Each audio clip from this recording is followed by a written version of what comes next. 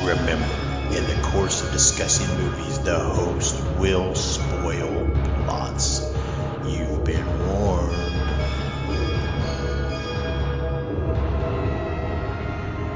Listen to their screams.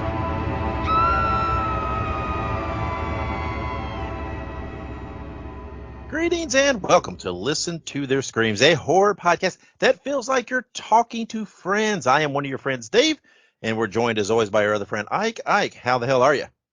Not too bad, not too bad. A little hungry. But that's just how it is. Yeah. I mean, we always record right before dinner time, so I don't know if that's incentive for us to get through it. Otherwise, we might talk a little longer. I don't know. It seems to work okay though, but all's going well here too. It's storming a little bit. Hopefully, my dog doesn't. He's a little needy in storms, so hopefully I don't get harassed by him or we don't hear him join in the conversation. But otherwise, I got a little scotch in my belly. I'm drinking a fall beer, and I'm feeling pretty good and ready to talk horror movies. But Right on. before we dive into all that, let's send a special thank you to our wives Monica and Kayla for all their support and help. We are hoping to have them on for a Wives Rebuttal next episode, because next episode is essentially our 1-year anniversary episode. So I thought that would be a very cool episode to have the wives on for a rebuttal. So hopefully we can make that happen. This week, or on this episode, we are reviewing The Nun 2, which is out in theaters now. But before we get to that, we have lots of other things to discuss and go over. Before we dive into all the news and etc. in our weekly segment, Ike, did you watch anything this week? Well, I watched a little bit of The Walking Dead. Obviously, as people who maybe just be listening in, I've been on a rewatch of that. I have seen all The Walking Dead before, but just going back through. Otherwise, I've been watching a couple of video documentary type things on YouTube. Hmm. There's this really cool YouTuber. His name's Nexpo. It's Nexpo, and Nexpo does like some horror related content. Honestly, that's pretty much all he does is spooky stuff. But he did an episode that I watched recently called it was like creepiest lost media. It's basically a series about lost media and things like that. But it's kind of cool. It talks about some pretty spooky things and he does some other things like creepy stuff from around the internet. So I've been watching a little bit of that. I've been in a little bit of a spooky kick lately, like true crime type stuff. So it's been cool getting to see that. Yeah, I watched a little bit. I watched, speaking of Walking Dead, I did watch the first episode of the new Daryl Dixon series that's out, and it was pretty good. I like Daryl, and this is a kind of an interesting concept. I don't know where they're going with this, and it's pretty wild. So I'm looking forward to some more of that. Hopefully it's good. Let's see what else. I did watch on Screambox. I watched the movie that just came out not too long ago called Crabs. It's kind of it's all right. It's a fun movie. It's nothing spectacular, but it's a fun little creature monster type movie. It's a little hokey in parts, but that's okay. It doesn't take itself too seriously, so it's all right. It's fun. It's a well done little movie. And then we did get a couple screener links, which I shared with you, and I did watch those too. I watched Three Blind Mice, which comes out on October 17th. I think it's supposed to have a limited theater run. I don't know how much, and I don't know how much of that is the U.S. And then Mary Had a Little Lamb, which comes out October 3rd, and these are by Dark Abyss Productions. And the reason I say that is I believe this is a UK company. So I don't know if those dates are a UK release. So I don't know what that means for any kind of US release or streaming release or anything like that. I'm not sure. I couldn't get those kind of details, but they were okay. I enjoyed Mary Had a Little Lamb a little more than Three Blind Mice. Three Blind Mice was a little far reaching for me, but they're both still fun. Has some good kills, some fun little practical effects they try to do and stuff. But Mary Had a Little Lamb was, I don't know, it's kind of an interesting concept. It was kind of fun. But hats off to them. Those are kind of fun, and I'm sure eventually they'll be on some streaming service, maybe one of the horror streaming platforms. So people ought to check those out. I'm guessing this fall maybe or early next year. Who knows? So, but yeah, that's about it. That's about all I watched. Getting in the spooky mood, the Spooktober mood here. Sampling lots of festive holiday candy and cereal and all kinds of things. Like I said, the decorations are out, so I'm ready. It's my favorite time of year that we are within. When September 1st hits, I'm off to the races. So That's how it is. That's just how right. it is. But before we get to all of our news and reviews and everything else, let's play our weekly segment. Stump the Co-Host. And on this episode, we are circling back around and doing another Stump the Co-Host. This one fell as of what we wanted to do this time, kind of the easiest option for us to do. Let's see, I'm trying to pull up. Right now, it's Stump the Co-Host. You have 2 wins, and we have 3 draws. That's where we stand in this. So you're leading. I have yet to get a win, but I'm not too far out of this.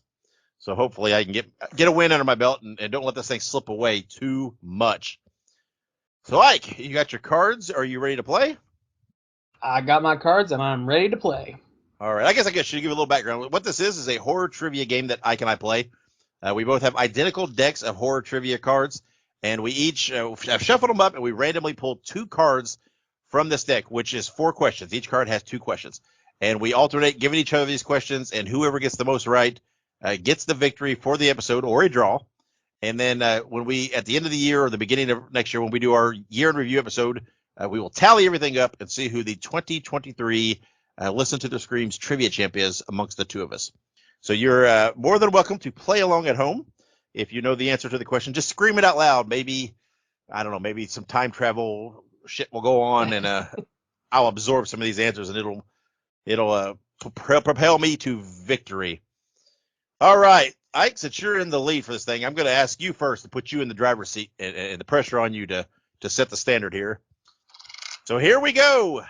Who was the director of the 1982 movie Creepshow? Oh, Creepshow. What? So I have seen Creepshow, but I'm pretty sure it's an anthology. So I'm trying to think. Like, I'm assuming it's just wanting to know like the main director. Mm-hmm. I feel like this is wrong. I want to say George Romero. That is correct. It is George A. Romero. I was between George Romero and for some reason Wes Craven was sticking out to me, but that may have been a different wheelhouse for Wes Craven. Yeah, probably. All right, so you've taken a 1 lead. Now I'm playing catch up again. It seems like it's just the story of my life in this. So all right, bring it on. To be fair, I think these questions you'll get pretty easily, but I wish you wouldn't say such things, but let's give it a shot. What horror film was Eli Roth's directorial debut? Oh my God. I feel like I should know this. Why do I not know this? You do know this. You love this movie. I love this movie?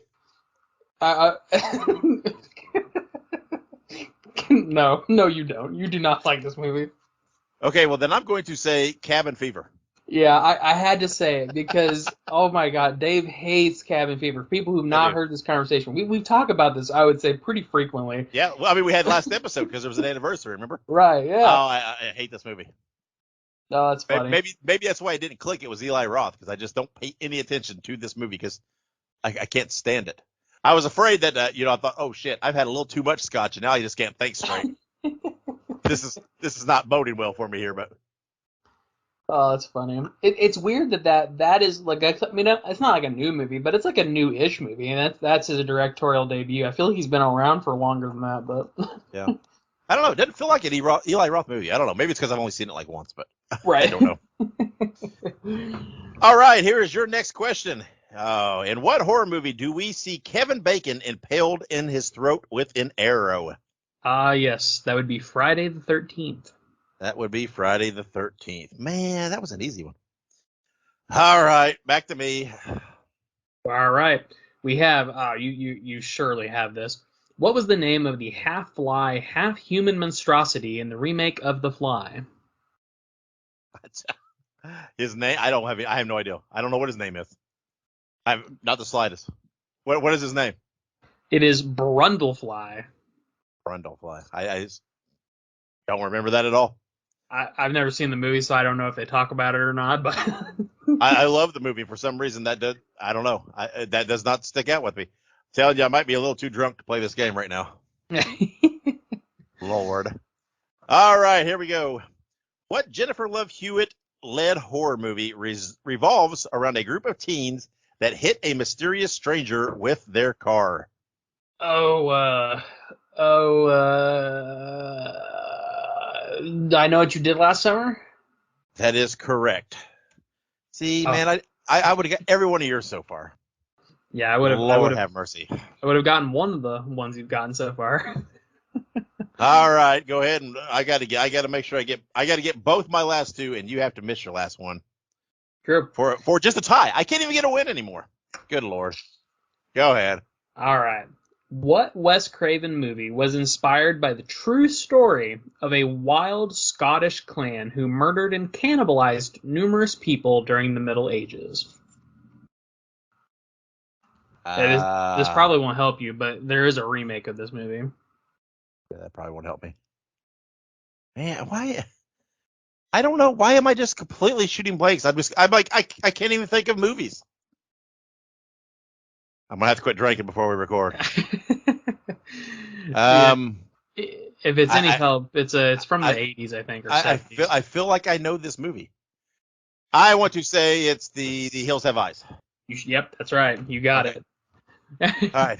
I was just shooting on a Wes Craven movie. I thought, I hope that's it. I don't know. All right. God damn. Well, at least I pulled that one out of my ass. All right. We'll see now. If you get this, you have clinched the win.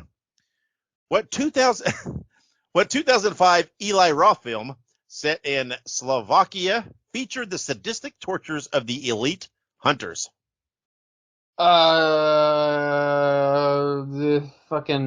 a torture movie. It's where they torture people. Is it Hostel? It is Hostel. Oh, you secured the win. I have. Do you want me to ask you the last question here? Sure. Go ahead. Just for gits and shiggles. All right. Which franchise has the most sequels? See, I don't know if this. I feel like we've discussed this before. Yeah, I think we have. Which franchise has the most sequels? It's between two, but I feel like it's between Puppet Master or Child's Play is the two that they have on the card. But, they give you multiple choice? Yeah, it's either Puppet Master or Child's Play. Well, But I was gonna say, because I don't know if the answer is correct based on modern day. Oh, maybe not. I don't know. I feel like between those two, I feel like it would be Puppet Master. Yeah, that is the correct answer to the card. But I feel like now with, maybe because with all the new Chucky movies, you think there's still more Puppet Master movies? Well, I don't know. I wonder when that stops. That's what I was gonna say. I think Puppet Master has like 6 or 7 movies, and then Chucky. There's a lot of Puppet Masters. I don't know. I'm saying it probably. I don't know. Maybe not. But because they haven't done it, they haven't done a Child's Play movie in a while. They did the remake. Yeah, like the Child's Play remake, and then there were 2 Child's Play remakes, but no, there's just the one. Just the one. And that's the last thing they've done. And then there's the series, but I don't think that would count if they're just talking movies. Yeah, and then they had the the Cult of Chucky, Curse of Chucky, and all that good jazz too, which was late 2010s. Yeah, I think those are before the remake though. Yeah, they are. Yeah. Which speaking of the Chucky series, we didn't put this in the news or whatever, but they've given out the little information that in the whatever it is, I think it's the 3rd season. Somehow Chucky is now in the family of the president in the White House. So Chucky is somehow in the White House. And I guess it'll explain how that happened and what happens. So this could be intriguing. I do love the Chucky series. I'm very curious to see how Chucky gets in the White House. So interesting. But that is, I guess we'll see. Perfect segue to take a quick break and come back with some more news and birthdays and anniversaries and upcoming releases. So just hang in there. Make sure you subscribe to Listen to Their Screams on your favorite podcast platform. Also, make sure you look us up on social media. We're on Facebook, Twitter, Instagram, Letterboxd, TikTok, and Slasher. All you have to do is look up Listen to Screams, that is Listen, the number 2 and Screams, and you can find us there.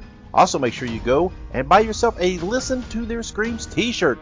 You can find all of our shirts at tinyurl.com/Screams Shirts. Spread the news. Spread the news. Spread the news. And we're back with the news. All right, starting us off strong, we have Winnie the Pooh, Blood and Honey, Numero Dos is in production. You heard that right. There's a second one. It's going to have a bigger budget, and it's going to introduce the characters of Christopher Robin, Piglet, and Owl. I've yet to see the first one. I'm not even sure if it's really streaming anywhere, but I heard the first one's not horrible. It's kind of goofy, but I heard it's not bad. Yeah, I think it's on Amazon Prime, but I don't think it's an included thing. I think it's a video on demand where you have to pay for it or rent it. So yeah, I've not seen it yet either. I want to. It's one of those things I want to see. Yeah, it does. What I've heard, it's kind of a cheesy horror, but that's okay. I like that kind of stuff, and I'm always intrigued. I'm intrigued by this concept that's kind of popular right now, taking these public domain characters and things and doing horror stuff with them. It's kind of intriguing to me. So kind of interested. It's going to be a part 2. Part 2, more Winnie the Pooh. That's right. All right. Now we also have a couple other interesting news pieces here. Not surprising, Haunted Mansion is coming to Disney Plus on October 4th. We talked about that a little bit when it came out. We didn't review it specifically.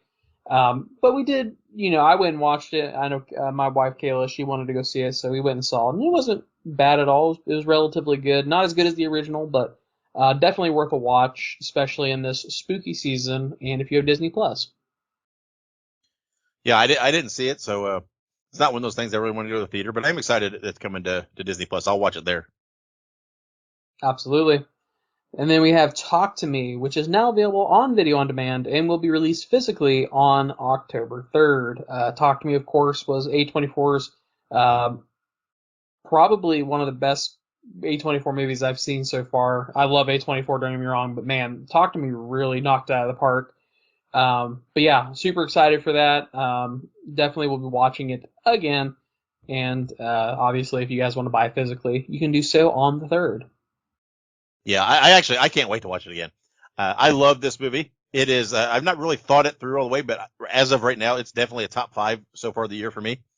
I was excited to see it, and it still surprised me even more how much I enjoyed it. And again, I'm not the only one. It performed very, very well, well enough that it's going to have a sequel.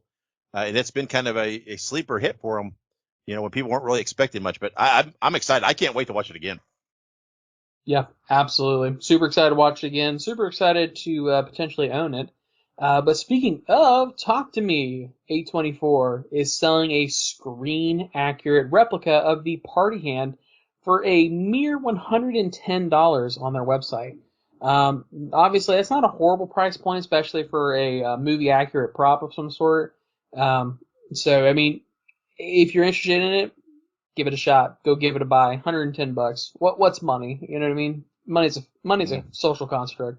Yeah, I guess. I really want this. I don't know about if I wanted $110 worth. Maybe. It's kind of a cool thing because they say it also, the way they've, the hand's positioned for it, that, you can put like a stick of incense on it or something and whatever. I don't really burn a lot of incense every now and then, but, so that's not, but I wanted this, to sit on my shelf. So I'm up in the air whether I'm going to pull the trigger at $110. If it had been, half that, I probably would have already had it ordered. But I don't know. Now I got to think it through. But it's still a cool thing. And I'm so glad we got it. That's out there. Yeah, absolutely. I feel like you don't see a lot of like props and stuff like that like you used to. I feel like nowadays it's, it's kind of died down a little bit. I mean, you would think that with like all like the big name horror movies coming out, there'd be more like prop stuff on sale than we've seen, but I digress. Upcoming birthdays, guys. We got a couple of good ones here. We have none other than Andrew Lincoln, September 14th, 1973. He is Rick Grimes in The Walking Dead. This is timely because I'm rewatching The Walking Dead. And also, we should be soon getting the series of Rick and Michonne showing what happened to Rick after he was picked up by a mysterious helicopter. So, very interesting. Yeah, yeah. I mean, Rick's a great character, right? I mean, he was kind of the backbone of that show. I mean, I'm not saying, people like different things. He's not necessarily my favorite character, but, he's kind of the guy that drove that show for a long time. And he's an incredible actor. I mean, I can't believe still when I first discovered that he's British and heard his actual accent, I thought, whoa, because he's so convincing. But yeah, pretty cool. Happy birthday there, Andrew. Yes, indeed. It's really weird that like a lot of them are British. Like Yeah. Lenny James, who plays what's his name, Morgan. He's British. Yeah, so is the one that plays Maggie. Lauren Cohen. Yeah, Lauren Cohen. She's British. If you see her in Supernatural, she's actually speaking with her accent, speaking normal. And speaking with her British accent. Yeah. So, which by the way, her with the British accent just makes her all the more attractive. But that's okay. Lauren Cohen's great. Yeah. She hasn't come up on our birthdays yet, so that might be to come. Mm-hmm. But we also have September 16th, 1958. We have Jennifer Tilly. So I did not know this, but I apparently share a birthday with Jennifer Tilly. Now, I was born a little later, or earlier, maybe. I don't know how to word that, but after her. But that's cool. I did not know I share a birthday with her. But for people who didn't know, that is Tiffany from the Child's Play series. Yeah, yeah. And there, I mean, you kind of ruined my punchline on the birthdays, because I was going to say, that also, like you did with me, that we also have September 16th is Ike's birthday. So that's coming up. I'm sure there'll be a goofy ass post on all the social media outlets so everybody can say happy birthday to Ike on that day. So, but there you go. There's another birthday for the list. There you go. There you go. No, I'm not a celebrity, but I will take it. And then on the 17th, 1951, we have Cassandra Peterson, better known as Elvira. I will say I know Elvira. Elvira. See, I already mispronounced it. I'm not gonna real. Like, I've seen her before, but I've never really watched Elvira. Yeah, you missed the prime days of Elvira where she was on everything, right? She hosted movie shows. She was in tons of commercials, and she actually had her own movie, at one time, and everything else. She was, one of the last huge big, horror hosts, and she kind of took it into a modern time thing where, what a weekly television thing. I mean, although I believe she did that for a while, but yeah, Elvira is she's an icon.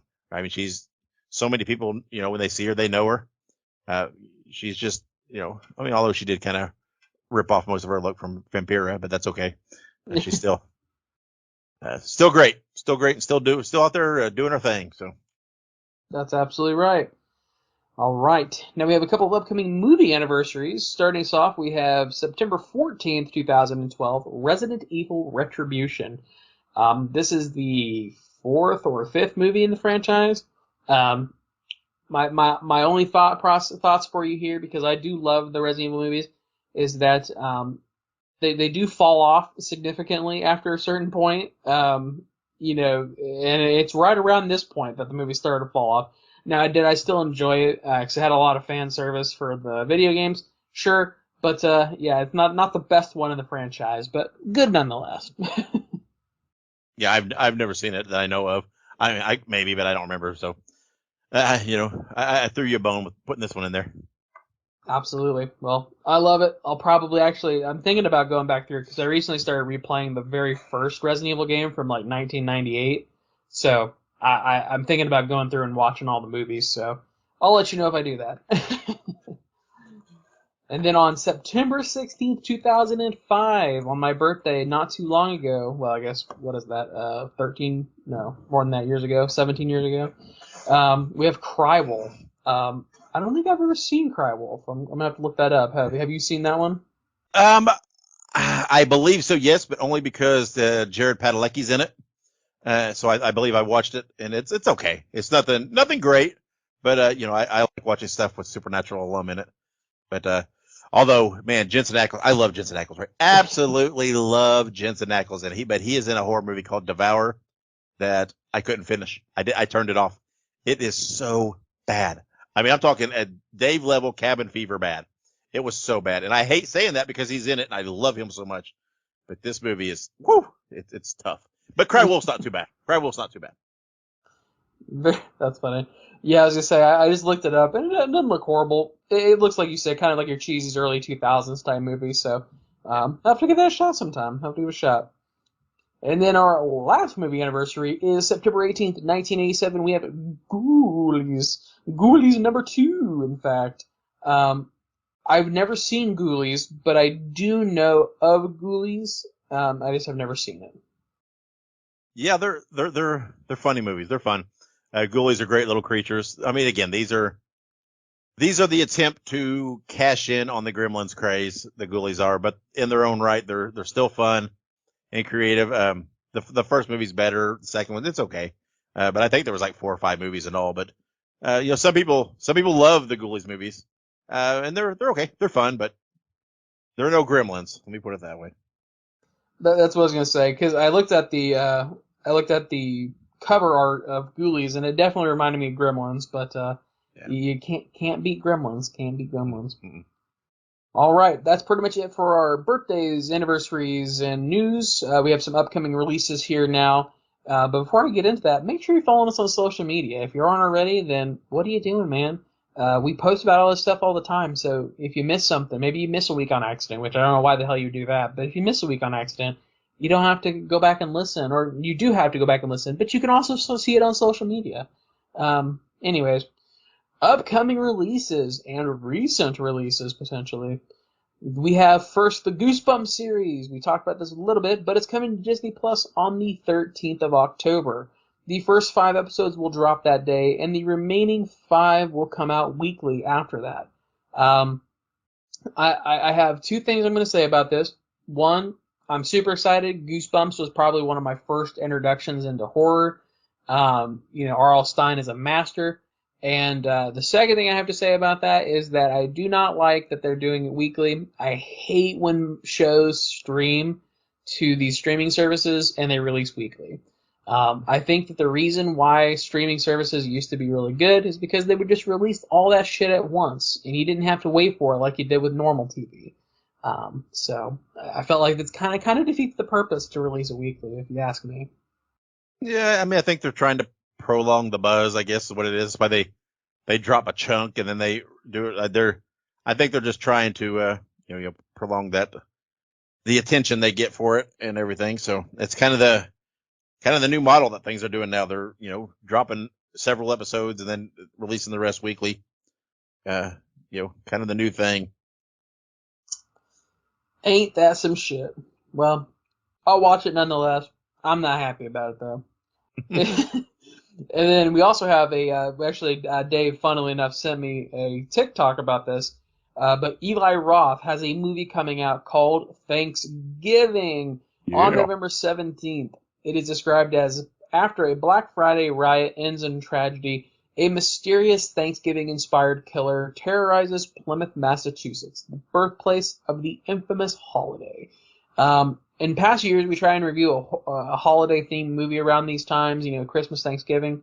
And Thanksgiving last year was Thanksgilling, and Thanksgilling was something, all right? Mm-hmm. And so I'm excited to have an actual movie this year. Yeah, I mean, I know there's some other Thanksgiving movies out there, and I mean, but as far as holiday horror movies, I don't. Thanksgiving seems to be kind of thin compared to some of the other holidays and stuff. But I'm super excited. Eli Roth jumping in there and doing one. The description, the concept sounds intriguing to me. So I'm really looking forward to it, and I'm sure we'll be reviewing it around the holiday time. Absolutely will. Absolutely. Love me some Eli Roth, and love me some holiday-themed horror. With that in mind, we also have Blumhouse's Totally Killer coming to Prime Video on October 6th. It is described as when the infamous Sweet 16 killer returns 35 years after his first murder spree to claim another victim. 17-year-old Jamie accidentally travels back in time to 1987, determined to stop the killer before he can start. Now, I've seen the trailer for this, and I am definitely going to watch it. It kind of seems like a twist between like Happy Death Day and Final Girls. So I'm very intrigued to see how this goes. But it is going to be a straight to streaming movie for Prime Video. Blumhouse does a lot of those, which is really cool. So I'll definitely give it a try for sure. Yeah, I mean, it sounds interesting. I've not seen the trailer yet, but yeah, pretty much anything that comes to streaming, I'll give it a shot. And I like the time travel aspect, so I'm gonna like seeing what they do back in '87. That'll be great for me. So I'm looking forward to it. It should be fun. Yes, yes, indeed. And then last but not least, we have Elevator Game coming to Shudder on September the 15th. So the day after you guys are listening to this, it is described as a supernatural horror based on a ritual conducted at an elevator in which players attempt to travel to another dimension using a set of rules that can be found online. We will be reviewing Elevator Game next episode. We've been super excited for Elevator Game. We were going to review it earlier, but it got pushed back. Not really sure why it got pushed back exactly, but it did. So, it worked out. You know what I mean? We'll watch it, we'll review it, and it'll be a good time. Yeah, I don't know. They never really gave a reasoning. It's just, I guess, one of those things. Scheduling, whatever it is, doesn't make a difference. But it's finally coming. We'll finally get to watch it and review it. We had the hole there anyway, so it worked out well. So bring it on. It sounds fun. Absolutely, absolutely. All right. Well, I think that pretty much does it for all of our news, upcoming releases, birthdays, all that good jazz. If you haven't already, like I said, follow us on social media. But when we come back, you will get our official review of The Nun 2. Listen to Their Screams is now a Fangoria collaborator. Get 20% off your order at shop.fangoria.com by using the promo code LISTEN2SCREAMS at checkout. That is listen, the number 2, and screams. Or you can click the link in the show notes. All right, we're back here on Listen to Their Screams, and it is time for our review. And like Ike mentioned, it is going to be for The Nun 2, which is out in theaters now. I called it our official review. I don't know how official we're going to be, but hey, we're going to give it a hell of a shot. Anyway, the movie was written by N. Goldberg, directed by Michael Chavez, starring Taissa Farmiga, Jonas Bloquet, Storm Reed, Anna Popplewell, and Bonnie Aarons. It was released September 8th in the theaters, and it had a good opening weekend. It grossed almost $33 million and was number 1 on its opening weekend. Once again showing, hey, studios, man, the only surefire thing right now are horror movies. Every horror movie that comes out with a good push in theaters is performing well. So get on it, man. Just keep it going. We need more horror movies. So again, I'm very happy to see that. I'm very happy to see a good opening weekend. Very happy to see a horror movie at number 1 on its opening weekend. That's cool. Of course, this is a kind of a spin out of the Conjuring universe. We're diving into the spoilers already. We've given warnings, but here it is again. Everything will be spoiler filled from here. So we don't do spoiler free reviews. So if you don't want anything spoiled, if you haven't seen the movie yet, then you might want to wait until you have. Again, this is set in the Conjuring universe, and skipping ahead, there is a mid-credit scene that shows the Warrens answering a call, which I'm assuming is setting up the next Conjuring movie. So it does tie there. I a lot of times when I start, I ramble. So I'm going to try to keep this a little more compact and a little more back and forth. But I have to say, I absolutely fucking love this movie. I thought it was great. I've heard people online talk about it saying it was kind of dull in the middle and it dragged. I didn't see that at all. Not to me. I felt like it built suspension and built character development and built story development where it needed to. I felt like it gave us some spikes and some jumps and some things where it needed to. It didn't oversaturate us with the Nun itself, which sometimes you can do that, right? You can have too much of it where it just loses its effect. She was in there just enough to me to keep her fucking creepy as hell. And then we had this devil goat character, which, man, it was scary as shit. And there was a couple great scenes with it. I thought the acting was absolutely superb. I thought that the thing was shot beautifully. The settings were beautiful. And I was the finish of it where they did again, I'm not a religious man, so everybody forgive me. Hopefully I don't butcher anybody's religion or beliefs by my lack of knowledge on certain things. But where they blessed the wine to make it, like communion wine, aka the blood of Christ. I thought that was a great, great hook for the ending. Because what it did was they mentioned the last time she faced the demon, she had to use the blood of Christ to defeat it. They also mentioned that her nun friend that snuck out to go with her was struggling with her beliefs a little bit. And they were speaking of the communion, and she's like, well, to her, that's just words, right? That's just wine and crackers. And it didn't seem like anything at the time because you really were focusing on this nun was struggling with her beliefs. But really the key to take away from it was the communion part of it. And what it was that the belief in that and the faith in that is what makes it sacred, what makes it holy. And that when they bless this wine in whatever way they do, I'm not, again, I'm not knowledgeable on the, some of the Catholic faith, which essentially in their beliefs makes it and if their beliefs are strong enough, it makes it the blood of Christ, which is what they used to defeat the demon. So they were in this place that had become a vineyard at one point, a winery or whatever they call it, with these casks of wine, which blew open and kind of flooded this room. And they blessed the wine, which essentially turned it to the blood of Christ, which defeated the demon. I thought that was great. I know some people, I don't know if people are out there will perceive that to be hokey or cheap. I thought it was a great hook. I didn't see that coming. I kept wondering how are they going to beat this demon, right? What are they going to do? What's going to happen here? Because they kept talking about the eyes of St. Lucy, and they were talking about the whole thing, and I just felt like, no, it's not going to be that, right? Because they're over talking about that. And but man, I really thought it was clever. And again, the movie was beautiful. It was so beautiful. You felt like you were in the time period. And I thought it was fun. I enjoyed it even more than I anticipated. I was excited going into it, and I know this had a lot of hype around it. I don't have a lot of complaints. Honestly, I don't about the movie. Again, I know I have read some reviews where people said they thought it drug in the middle, that it kind of started kind of strong, finished kind of strong, but kind of drag. I didn't really feel that because I thought it was important to develop some of these characters and relationships. And I thought there was still enough suspense and some creepy things with the friends pranking the little girl and different things that gave it some suspense in the middle that it didn't drag for me. I thought we were on this steady climb to hit the climax and to hit the end. I don't know. I mean, I know it's opinions, but I didn't feel like it drug for me. So, Ike, what do you think of it? Absolutely. Well, like you said, always with spoilers, there were a couple things I wanted to kind of mention with the movie. First and foremost, at the end of the last Nun movie, they definitely left it open-ended because obviously we know because of the first Conjuring movie, circling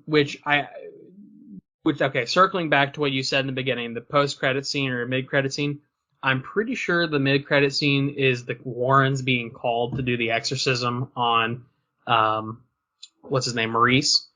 Because in the very first Conjuring movie, they're doing a presentation, and they actually show a possession being done on somebody named Frenchie, who basically, they called him Maurice, that he was a farmer who had been possessed by a demon. So, correct. The whole concept of the nun goes back to the very first Conjuring movie because during that interaction with Maurice, Lorraine Warren gets an attachment to the demon Valak.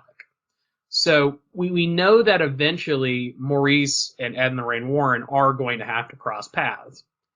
Now, at the end of the Nun movie, we didn't exactly know how or when that was going to happen, right? At the end of the Nun movie, you see it kind of gives you that little shot of him with the cross burnt into the back of his neck, the upside down cross. Right. Which to us indicates that Valak is not defeated. Valak is still alive. The blood of Christ didn't completely ward her off. And it did kind of indicate that, he had been kind of possessed prior to all that. But in any case, so we kind of have that set up from the Nun. So the Nun 2 definitely had a lot of room to work with. I will say, I think that like you said, the beginning, the little starting there with the priest basically just being burnt alive was great. Yeah. It was an incredibly, it was a strong opening, and it really got your attention. It really hooked you in. Now, I did have one issue with this movie, which as the movie goes along, you eventually learn that Valak's still alive. Obviously, Valak is still here because that's the nun. The Valak is the nun. And through that process, you see Thaisa Farmiga, or Sister Irene, she talks to the Pope. The Pope comes to her, what is it called, a monastery? Is that the right word? I believe so, yeah. So hopefully I'm using the right phrase. But comes to their monastery, and basically tells her like, hey, this is Val. Like, we need your help because you beat her the first time. And Sister Irene goes, well, what about Father Burke? Father Burke is the pastor from the first movie. And basically they're just like, oh, he died from cholera. And I didn't like that. I didn't really care for the off-screen death of Father Burke. I really think that you could have easily brought him into the fold and killed him in this movie.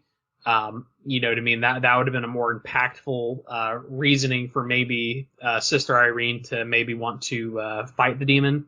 Obviously she's having visions of Maurice being possessed and needing help. But I feel like having a little extra motivation wouldn't have hurt and definitely would have made more sense than just killing him off with cholera. That being said, beyond that, the movie was fantastic for me. Like we said, the Nun set this movie up perfectly. The Nun 2 sets up the interaction between Maurice and the Warrens perfectly. I think that if they make another movie, it would be really cool to see that sort of that final connection, of Ed and Lorraine Warren doing the exorcism on Maurice and how it got to that point. Because I know that they do plan to do another Conjuring movie, but I don't remember exactly what it's going to be about. I feel like I remember reading about it, but I'm not totally sure about that one. But I definitely feel like this opens up the scope a little bit, so that way there are many more movies that could be made within the Conjuring universe. I've long said that there's so much content with the Conjuring, with the Warrens, that I feel like there could be a lot done with that. Now, I did have one issue other than Father Burke dying off screen, which was the inclusion of another relic. So supposedly these relics are just they're super rare, right? Supposedly they're super rare, but somehow, some way, Sister Irene has not come in contact with one, but two ancient relics. One of which being the blood of Christ, one of which being the eyes of what was it called? The Saint Lucy. Saint Lucy, thank you. Uh-huh. The eyes of Saint Lucy. So and like I get why they did it, I understand how they did it, but I felt like it was kind of hokey that like, okay, we're just going to use another relic to kill this demon. So I didn't really care for that, but I will say that I did really like the blood of Christ part, where basically they turn the wine into the blood of Christ. It definitely fits within the narrative and dialogue of like the Catholic Church. You know what I mean? They bless the wine becomes the blood of Christ. So definitely it definitely was a good ending. I just didn't really care for the inclusion of the eyes. I just felt like it was hokey. And then they also kind of allude to Sister Irene being a descendant of the saint. Yeah, Saint Lucy. So, which I mean, I guess would make sense. They talked about her having visions in the Conjuring movie and everything else. So, I do see how that could tie in very easily. But it just, I don't know. I felt like it kind of seemed rushed at some point for that. But also, I didn't really care for the inclusion of the other relic. Just like I said, supposedly these are supposed to be like 1 in a million relics that were hidden away or lost to time. But somehow she's come into contact with 2 over the course of a few years. I don't know. That was my only problem with that. But yeah, I'm kind of going on and on and on. So, anything to add? No. I see what you say about the relics. I'm kind of glad though that that's not how they defeated the demon per se, right? They did do right. Kind of a swerve. They used it. I mean, I can see. I don't even know whether. I don't know whether the relic was needed in this movie. Except that it played into the being a descendant of Saint Lucy. Right. In the end, I don't know. And I know early in the movie they showed the painting of Saint Lucy and different things, whatever. I don't know. I don't know that the relic was a necessary part of the movie per se, because again, that's not how they defeated the demon per se. I don't know. But I think it was, maybe it cluttered a little, but it didn't bother me, really. Again, I just thought I thought the wine thing was really clever. I didn't see something like that coming. And, because again, they laid that where they talked about the doubts about the communion and faith and then, the blood of Christ defeating, they reminded us of that. And they didn't do it in such an overtly over way that you thought, oh, something's happening with that. So I thought it was kind of cleverly done. And I liked it. I liked that finish with the wine. And, but again, I thought it was a fun movie. I really enjoyed it. I think it held my interest. I like the character development, right? I like that the Maurice or whatever his name is, and the Sophie, the little girl, how they show that they were friends, and how he was defending her, and how he obviously had a crush on her mom, but they didn't push that so hard, right? This love interest thing, but it was clearly there. But clearly Maurice and Irene cared for each other because of what they'd been through, and Irene and her friend, who her friend was clearly not I can't remember her name, but she was clearly not the prototypical nun. Um, they were their friendship and these things. So I don't know. I liked the character development and the relationship development. I thought it added to the movie, and it really, kind of played into the finish and set up the finish. I thought Irene's friend having struggles with her beliefs and not truly knowing, not truly really wanting to be a nun and not truly being a devout believer per se, but coming to that point where she saw enough that she did believe and played into the finish. I thought that was a good thing, right? It played into it well. And again, I thought it was a fun movie. I really, really enjoyed it.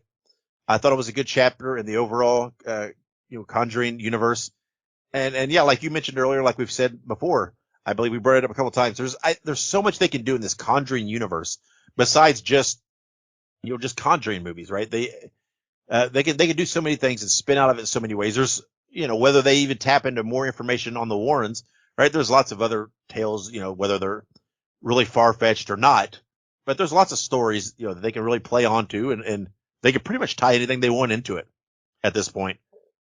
So that was pretty cool. We talked about that, I think, with Insidious too, that they can do the same thing in the Insidious universe, right? There's really no limits to where they can go and where they can transition these things, where they can't keep these universes alive for years and years and years in one way or another without just focusing on the story of the Warrens. And then it can, it can spin off, it can have its finger in it, but it doesn't have to stay there. And I think the Nun movie shows that, right? It pulls enough, there's enough, little ties there, but it stands on its own. I feel totally like if anybody had not seen any other Conjuring movie or seen the first Nun movie, they still would have enjoyed this movie. I think they explained everything enough without overbearingly, replaying everything to give you set the scene. And at this point, people know about demons and exorcisms and possessions and all this and that. And you can make a little assumption that people have a little bit of baseline knowledge from other movies and things in this on the basics of these things. And, I mean, you see a movie called The Nun 2 and you see the posters. There's clearly an evil nun. All right. And when you could talk, so you don't have to insult people's intelligence. By overdoing it. I think they did well with that. Not feeling like they had to completely tell everything again. But I think the movie could stand on its own. And I think that's probably a testament to why it did so well on its opening weekend. Cause I don't know that all those people were Nun fans or Conjuring fans or whatever. There had to be some first time viewers in there and everything. So. Yeah. Absolutely. And that's what I was going to say too, is that, you don't really need, I mean, you could watch the Nun movie and watch this movie and it would obviously be fine. But I definitely feel like you said, you don't necessarily have to be like super built into the lore of the Conjuring universe to be able to enjoy this movie. It would probably be best if you've seen the Nun movie, but realistically, you don't have to. This is a pretty standalone story, all things considered.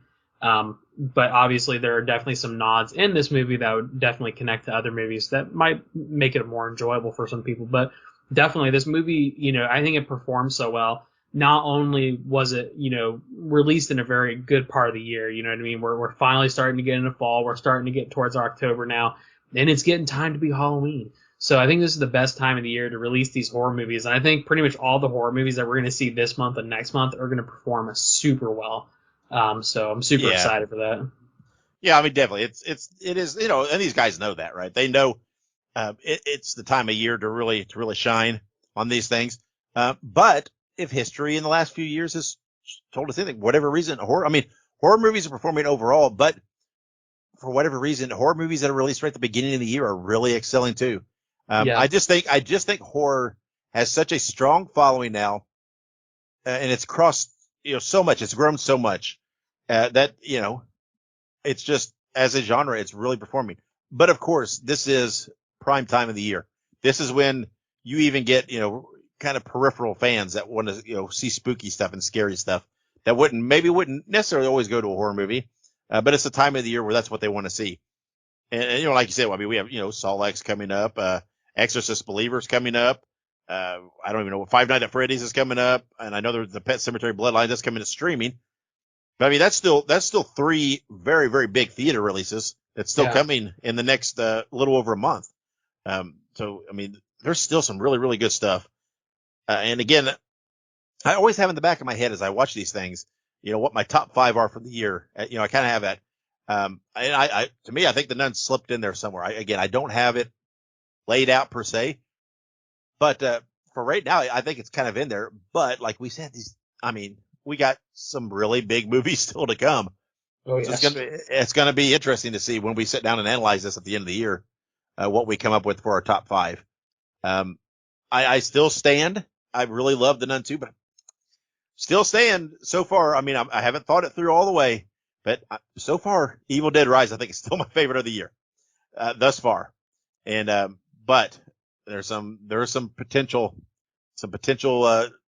threats to the crown there coming up that who knows, what could happen. I mean, I'm super excited about Saw X. I'm super excited about Exorcist Believer. These are big movies for me. And, so it'll be curious to see what happens. Yep. Absolutely. 100% agree. And I just want to add real quick. I do have to agree. I think Evil Dead Rise is probably my number 1 movie currently. I was really stoked for that movie going into it, so I already knew it was going to be great. So, but I do. There are some good competitors this year still. I definitely think Five Nights is going to end up there too. And I think The Nun definitely cracked my top 10. I don't know if it's my top 5 though, but it's definitely my top 10. Yeah, and again, I don't want to dwell too much on this because, like I said, we'll talk about it later in the year. But oh yes, I'm always curious when I sit down and really look at what we watched and what we've reviewed and what we hadn't reviewed and just watched on those sleeper movie. What sleeper movie will slip in there? Because there's probably going to be one. Last year it was Deadstream for us, right? We really loved Deadstream, and it slipped in our top 5. I venture to guess there'll be one this year. I've not really looked through everything. I really want to look through the list. But when I look through, there's going to be something I'm going to look at them and say, oh, yep, I forgot about that one. And I mean, as of now, I think I don't know, I hate to use the word sleeper for it, but Talk to Me is kind of my sleeper movie so far because it's a big release, but I guess I didn't expect it to enjoy it as much as I did.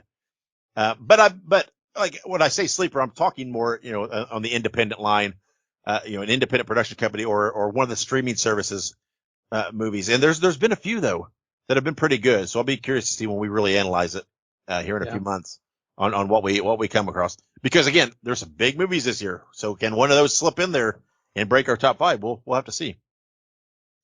Absolutely. But I venture to guess that, at least when we have the discussion, I mean, The Nun 2 will come up, right? It'll at least be in the talks of, is it strong enough? Cause it was a good movie. So let's rate this thing before we close out. I'll go first. Again, I love the movie. I thought it was really, really fun. I thought it was clever at the end. It was a beautiful, beautiful movie, well acted, but it doesn't break any molds, right? It's not doing anything they've not established already per se. They've gone about it in a fresh, kind of clever way enough to make it interesting, but it's not like it's reestablishing the routes of these movies, right? It's not doing it in a way that really makes you say, holy crap, I've never thought of that. For as clever as the finish was, it's still what it is. So I can't put it too high up on the list as far as the ranking. So I think for me, I'm going to put this thing at a 3.5 out of 5 screams, on my ranking. Absolutely. I think I do also have to agree. 3.5 out of 5. Like you said, this is by no means the best Conjuring movie. I would say that there are some of the Conjuring movie in the universe that I would give a 4. So this is by no means the best, but I do think that it holds up as its own movie. I do like The Nun slightly better, the original Nun, but Nun 2 still did a good job. When I immediately left the theater, I said this is just a 3 out of 5. But then I really kind of sat on it, and there was a lot of really good stuff about this movie that I guess I didn't really think about immediately, and how it would have been perceived. So I think after having slept on it, 3.5 out of 5 is a perfect rating for this movie. Yeah, I really think to me the I don't know why it struck me as so clever that the finish with the wine. I really thought it was. I think that probably bumped it up that 0.5 for me. If it had been some hokey, like if they had just used the Eyes of Lucy or whatever, I thought that probably would have felt a little flat for me, and I probably would have dropped it back down to a 3. But they did something a little different, right? So, and again, I thought it was pretty clever. And it made sense within the realms of what the movie is, and with the Catholic religion and the Catholic beliefs. So I like that. I thought it was good. So it gave a little bump for me. I thought it finished strong. It might have been a little superhero-y for me, but some of these movies, horror movies, are getting that way anymore. It seems like, right? The finishes are becoming almost like these superheroes, right? I mean, we talked about it with Pope's Exorcist. Like at the end, it's almost like they've established, he's almost like the superhero type guy, and right. So sometimes it's a little much, and they lose some of their footing. While these are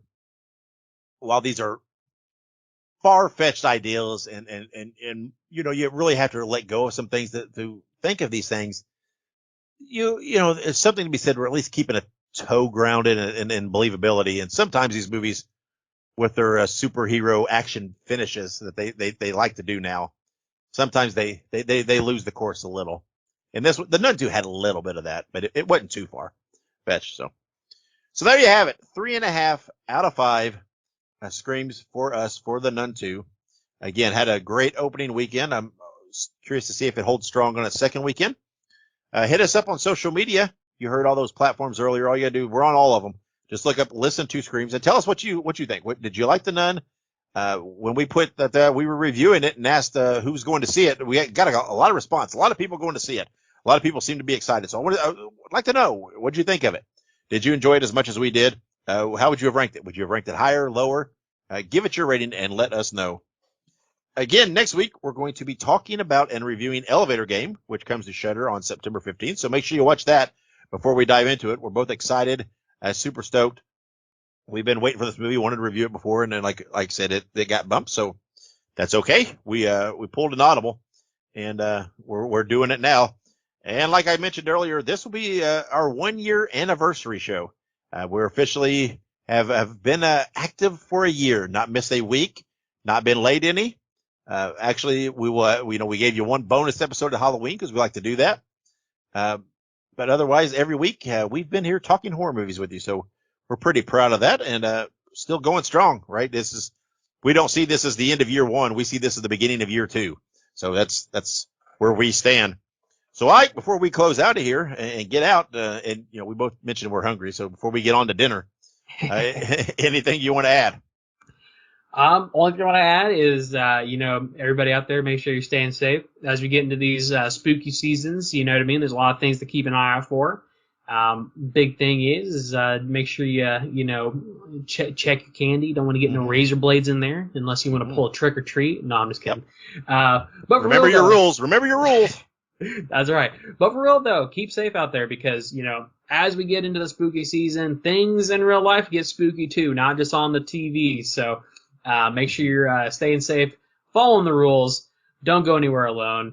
And most importantly, don't do any drugs. You always die first if you do drugs. That's right. Crack is whack.